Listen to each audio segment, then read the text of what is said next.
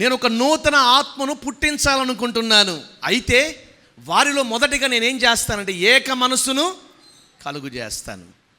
ఏక మనసు రాకుండా నేను పంపిన ఆత్మ వల్ల ఏ ప్రయోజనం ఉండదు.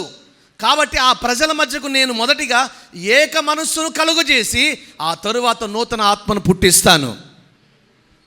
నూతన ఆత్మ, పరిశుద్ధ ఆత్మ, నూతన ఆత్మ మన మీదకి దిగి వస్తే ఏమండి, నీ చదువులకు కావాల్సిన జ్ఞానం నీకు అందుతుంది.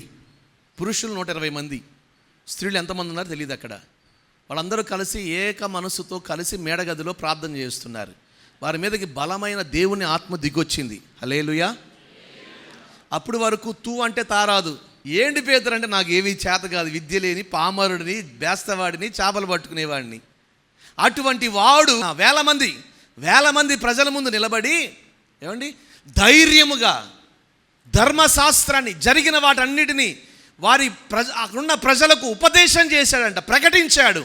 అతని బోధ విన్నవారు ఆ రోజు మారు మనసు పొంది రక్షించబడిన వారు ఎన్ని వేల మంది?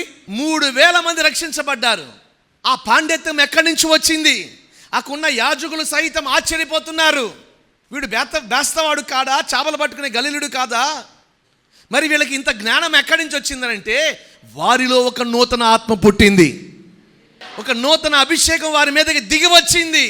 వారి భయం పోయింది, వారి ఆందోళన పోయాయి. వారు ధైర్యంగా నిలబడుతుంటే వారిలో ఉన్న దేవుని ఆత్మ ఏమండి వారి నోట మాటనిచ్చి ఎక్కడ ఏమి మాట్లాడాలో ఆ మాటను ప్రజలకు అందిస్తూ ఉన్నాడు. ఆ నూతన ఆత్మ పుట్టడానికి గల కారణం ఏంటో తెలుసా? వారందరూ కలిసి ఏక మనస్సుకొలై ప్రార్థించటం వల్ల. హల్లెలూయా. ఈరోజు కూడా నా ప్రభు అదే చెప్తున్నాడు. ఏమన్నా తెలుసా? మనందరిలో ఒక నూతన ఆత్మను ప్రభు పుట్టించాలనుకుంటున్నాడు. ఆ ఆత్మ మన మీదకి దిగి వచ్చినప్పుడు మనలో ఉన్న రోగములన్నీ కాల్చబడతాయి. ఆ ఆత్మ మన మీదకి, పరిశుద్ధాత్ముడు మన మీదకి దిగి వచ్చినప్పుడు మనము జయించలేని పాపంపై మనకు గొప్ప జయము కలుగుతుంది.